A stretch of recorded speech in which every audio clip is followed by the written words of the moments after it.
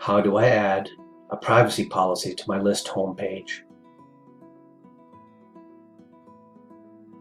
If you are running LISTSERV 16.5 or later, you can add a privacy policy to your list's homepage by editing a single template.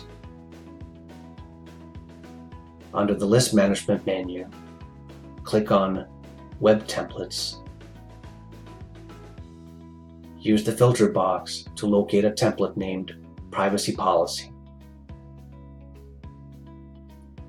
Then enter or copy and paste your privacy policy into the text box in HTML format and click Update.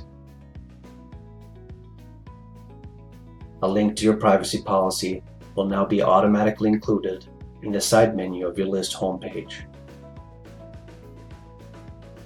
Thank you for watching.